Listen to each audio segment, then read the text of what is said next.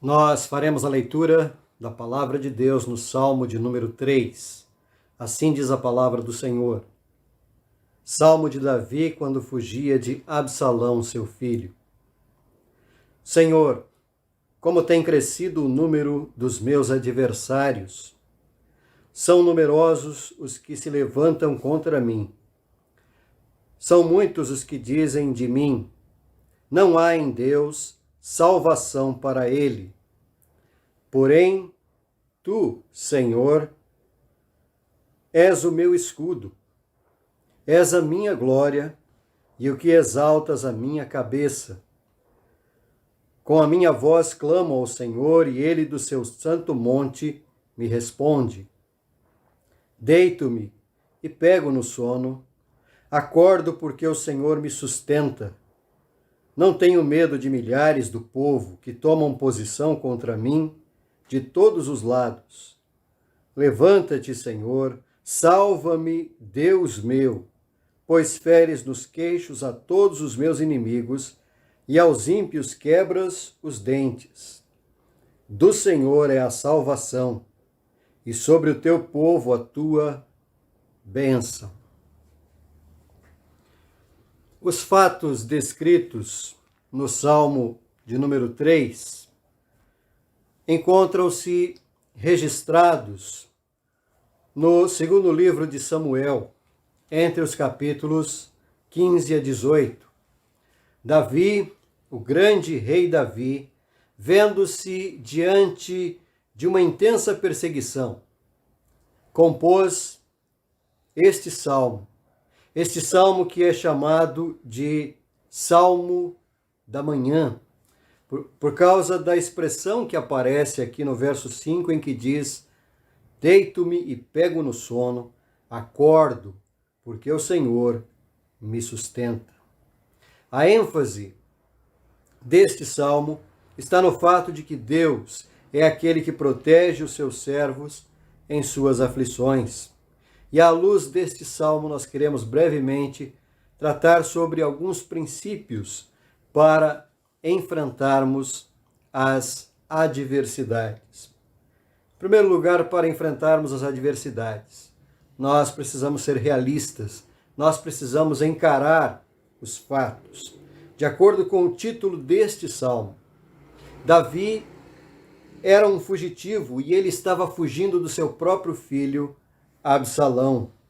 Embora Davi fosse um homem segundo o coração de Deus, a Bíblia não esconde os seus defeitos, pelo contrário, a Bíblia descreve os seus pecados e os efeitos destes pecados sobre a sua vida.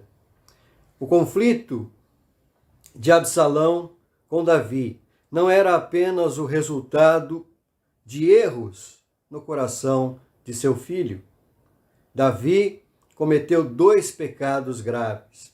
Ele cometeu adultério com a esposa de um oficial do seu exército, o mais leal oficial do seu exército. E para tentar ocultar o seu pecado, ele colocou este oficial chamado Urias na frente de batalha para ser morto. Quando Davi pensou que tudo estava resolvido, Davi então foi repreendido por Deus através do profeta Natã. Davi se arrependeu profundamente de seus pecados. Porém, Davi não ficou livre dos efeitos dos erros que ele cometeu. Davi teve que enfrentar profundas tristezas em sua casa. O seu filho mais velho, chamado Amnon, violentou a própria irmã chamada Tamar e depois ele foi assassinado por Absalão. Depois de matar Amnon, Absalão então fugiu e ficou 5 anos sem ver o seu pai. Quando finalmente Davi recebeu Absalão, Davi perdoou o seu filho. E então, o que é que fez Absalão? Absalão aproveitou-se da situação após o seu retorno e então ele começou a tramar, começou a minar a confiança do povo em Davi. Assim como um político nos dias de hoje, ele foi colocando as pessoas contra o rei e até promoveu uma revolta. E foi nesse contexto que Davi então precisou fugir do seu próprio filho e daqueles que haviam abraçado a causa levantada por Absalão contra Davi. E é nesse contexto, portanto, que Davi escreve este salmo, o salmo de número 3. E no verso 1 ele apresenta aqui a sua queixa diante de Deus. Senhor, como tem crescido o número dos meus adversários, são numerosos os que se levantam contra mim. Davi estava colocando diante de Deus o seu problema.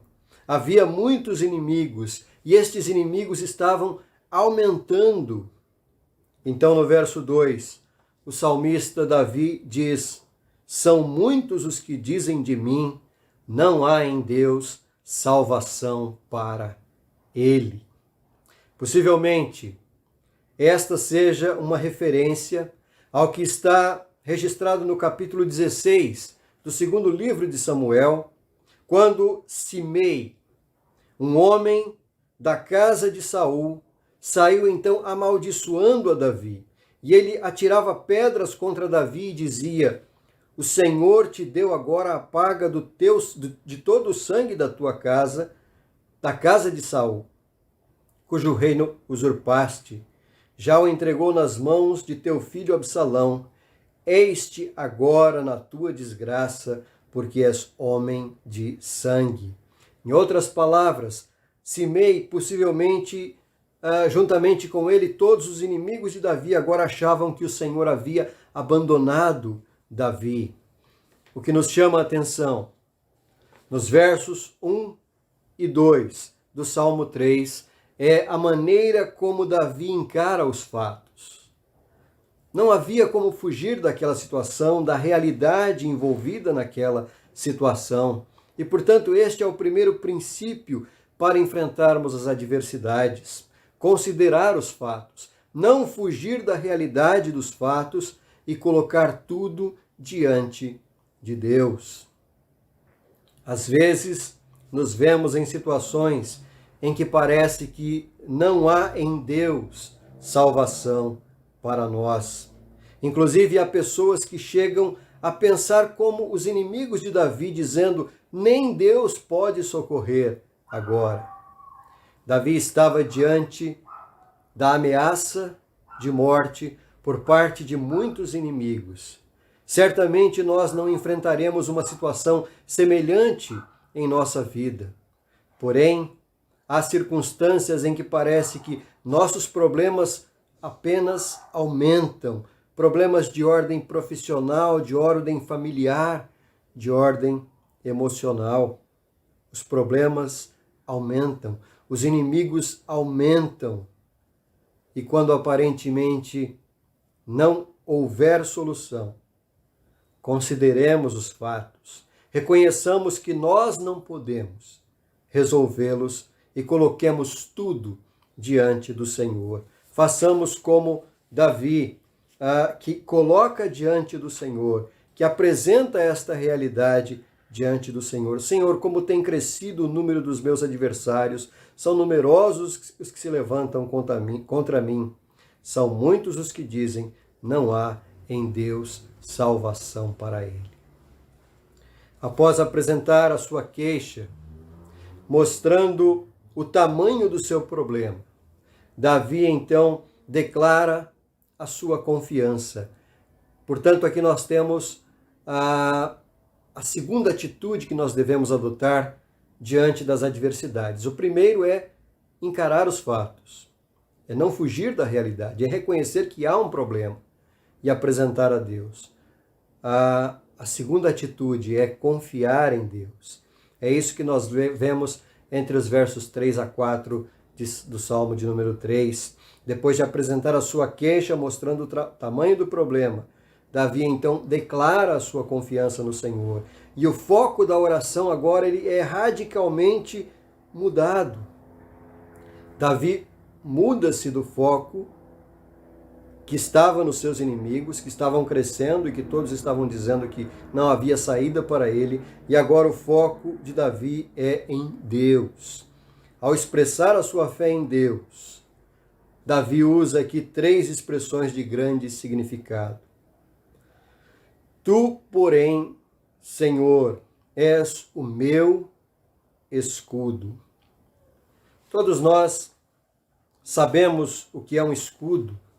É uma peça com a qual o soldado se defende ou se defendia nas batalhas. Porém, a palavra aqui significa mais do que apenas um escudo. Trata-se de uma proteção completa, que cobre não apenas uma parte do corpo, mas todo o corpo. Era isso que Davi estava dizendo. O Senhor é a minha proteção completa. Tu, porém, Senhor, és o meu escudo. Tu és a minha proteção completa. De fato, o Senhor é o nosso escudo. O Senhor é a nossa proteção completa, porque é Ele quem nos livra de todo mal. Somente no Senhor nós podemos, de fato, confiar. A outra expressão que Davi utiliza aqui é: és a minha glória. Ele diz: tu, Senhor, tu, porém, Senhor, és o meu escudo, és a minha glória. Glória é algo que está relacionado com vitória. E apesar da situação, Davi sabia que retornaria em triunfo para o seu trono, pois o Senhor era a sua glória. Nós que vivemos em um mundo de constantes lutas, devemos lembrar sempre que o Senhor é a nossa glória. Mesmo em meio às aflições do presente, nós experimentamos a glória futura através da comunhão com o Senhor Jesus Cristo.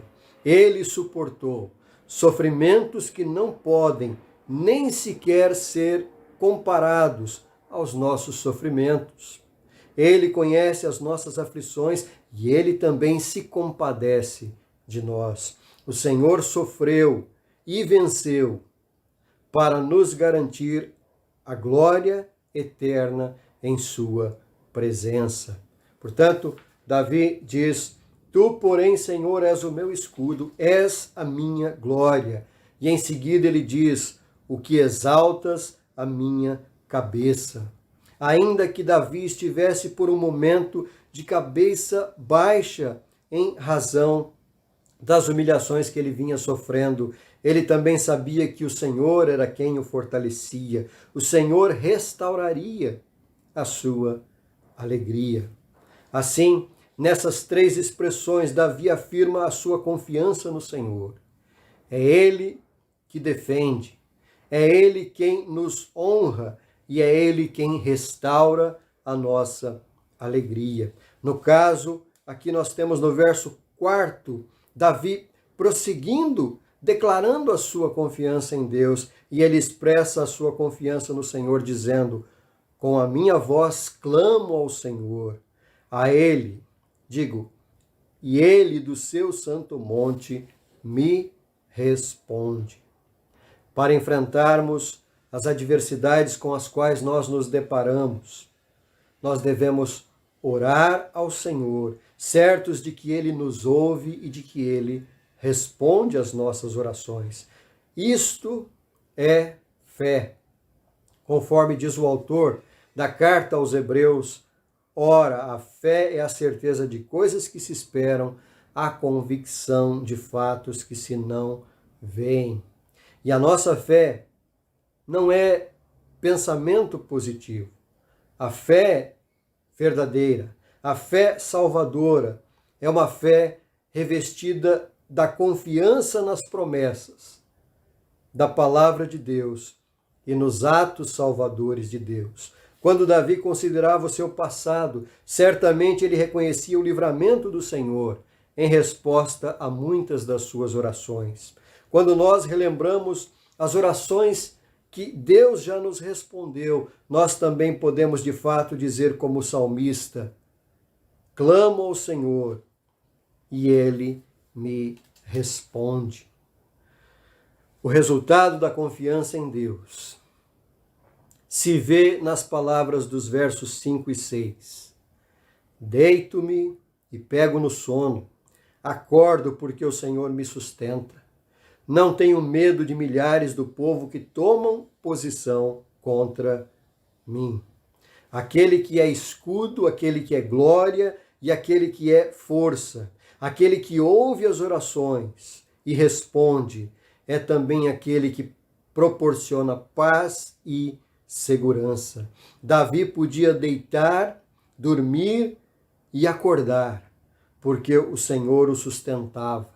Apesar de estar fugindo, dormindo em buracos pelo deserto, apesar do desconforto que ele certamente sentia naquela situação, ele tinha paz e segurança. Deito-me e pego no sono, acordo, porque o Senhor me sustenta. É o Senhor quem nos dá descanso em meio às adversidades. É o Senhor que nos concede graça para acordarmos todos os dias. E é Ele quem nos dá coragem para enfrentarmos as nossas lutas. Assim, para enfrentarmos os problemas que surgem em nossa vida, nós devemos encarar os fatos, apresentar ao Senhor e confiar somente nele. Em terceiro lugar, para enfrentarmos as adversidades, a palavra de Deus aqui no Salmo 3 nos lembra que nós também devemos clamar ao Senhor. Se nós confiamos no Senhor, nós não devemos jamais deixar de clamar ao Senhor. Depois de apresentar o seu problema ao Senhor e expressar a sua confiança, Davi clama por salvação. É isso que ele diz na sequência do texto. Levanta-te, Senhor, salva-me, Deus meu. Mas se ele já demonstrou que confia em Deus, por que clamar? Pois é justamente porque ele reconhece que a sua segurança e a sua paz vêm do Senhor, que ele clama pedindo a Deus por livramento das mãos dos seus inimigos. Depois de ter mencionado a sua confiança em Deus, ele volta ao propósito inicial da sua oração. Ele pede para que Deus o preserve, porque ele se vê diante de grande perigo. O fato de sermos servos de Deus, de confiarmos em Deus, não significa que não precisemos clamar pelo favor do Senhor, conquanto o Senhor nos conceda fé e demonstre o seu cuidado por nós, respondendo às nossas orações. Nós devemos buscá-lo sempre com fervor. A oração é o meio pelo qual nós apresentamos a Deus a nossa necessidade. Conforme escreveu o apóstolo Paulo aos Filipenses, não andeis ansiosos de coisa alguma. Em tudo, porém, sejam conhecidas diante de Deus as vossas petições, pela oração e pela súplica, com ações de graça. Davi dirigia o seu clamor a Deus justamente porque ele confiava em Deus. Quando nós apresentamos a Deus as nossas súplicas, nós manifestamos nossa fé no poder de Deus. Expressamos o nosso reconhecimento também acerca de sua bondade. Davi clama pela salvação do Senhor, porque ele já conhecia esta salvação. Quando ele diz, pois feres nos queixos a todos os meus inimigos. Davi está justamente fazendo menção à sua experiência. Davi já havia experimentado outras perseguições do rei Saul. Já havia enfrentado outros inimigos e o Senhor o havia livrado de todos os inimigos. Porque Davi diz, feres nos queixos a todos os meus inimigos e aos ímpios quebras os dentes. Lembremos que Davi não estava apenas sendo perseguido, mas também caluniado. E as figuras aqui do queixo e dos dentes são figuras relacionadas com estas coisas. Ou seja, queixos e dentes, bocas que falavam coisas contra Davi, maldições que eram proferidas contra ele. Por isso ele diz, fere nos queixos a todos os meus inimigos e aos ímpios quebras os dentes. São figuras poéticas de linguagem, apontando para o fato de que o Senhor é aquele que cala aqueles que caluniam os seus servos. Salomão também usa estas mesmas figuras para falar daqueles que, pelo seu falar, fazem mal aos aflitos. Em Provérbios 30, verso 14, ele diz, há daqueles cujos dentes são espadas e cujos queixais são facas, para consumirem os aflitos e necessitados dentre os homens. Outra ideia presente aqui nas palavras de Davi é que os seus inimigos eram como animais selvagens, prontos para devorar. Deste modo, Davi clama ao Senhor que o livre dos seus inimigos, que o insultavam com ódio mortal. Davi sabia que somente o Senhor poderia livrá-lo, por isso ele insiste neste clamor. Ele fala ao Senhor com fervor, com intensidade, pedindo socorro ao Senhor. Às vezes, nossos problemas também são agravados. Às vezes enfrentamos situações difíceis, situações que nos deixam muitas vezes perplexos, inseguros, e então, além dos problemas que enfrentamos, nós temos que lidar com palavras maldosas de pessoas insensíveis. Há pessoas que, além de não ajudar quando precisamos, ainda se esforçam para nos prejudicar com palavras que muitas vezes podem ferir o nosso coração. Lembremos que o salmista, no verso 1, disse que havia pessoas dizendo que não havia salvação para ele. E em contraste, ele diz agora, salva-me, Deus meu. Quando nos vemos tentados a desconfiar da fidelidade de Deus por meio das palavras de pessoas incrédulas, clamemos como Davi, levanta-te, Senhor, salva-me, Deus meu. No verso 8, Davi conclui a sua oração com uma síntese da suprema doutrina da soberania de Deus que está presente em toda a Escritura. Ele declara, do Senhor é a salvação. Muitos outros salmos expressam esta mesma certeza.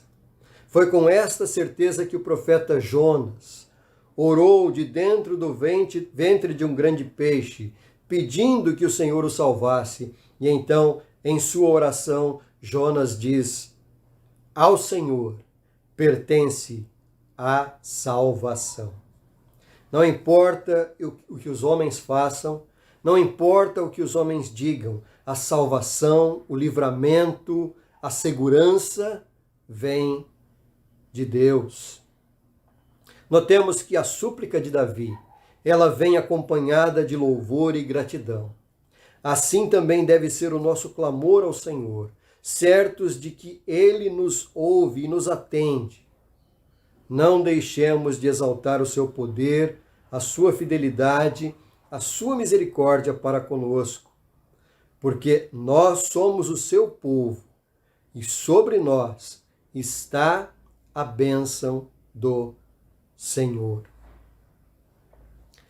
Assim, o Salmo 3, este salmo de confiança em Deus, nos ensina alguns princípios importantes para nós enfrentarmos as adversidades.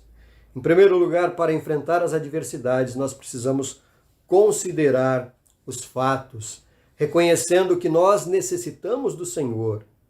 Precisamos encarar os fatos, colocando diante de Deus os nossos problemas. Em segundo lugar, para enfrentarmos as adversidades, nós precisamos confiar no Senhor, sabendo que Ele é o nosso escudo, sabendo que Ele é a nossa glória e que Ele exalta a nossa cabeça. É Ele quem nos dá paz, segurança e coragem para enfrentarmos as lutas da nossa jornada. E em terceiro lugar, para enfrentar as adversidades, nós aprendemos que também devemos clamar ao Senhor. Encarar os fatos, confiar em Deus, clamar ao Senhor. Porque Deus é fiel e ouve as nossas orações. Somente nele há salvação. Somente nele estamos guardados de todo mal que nos possa fazer o homem ou o diabo. Davi tinha muitos inimigos, mas o maior inimigo de Davi era o inimigo das nossas almas. Era Satanás que queria, de algum modo, frustrar o plano de Deus, porque da casa de Davi viria o Salvador, Jesus Cristo, o Messias. Embora a nossa luta seja contra forças do mal, nós podemos estar certos de que o Senhor é a salvação, o livramento e a preservação da nossa alma. Que Deus nos abençoe, que nos guarde e que nos renove na fé, na esperança, na confiança no seu poder. Amém.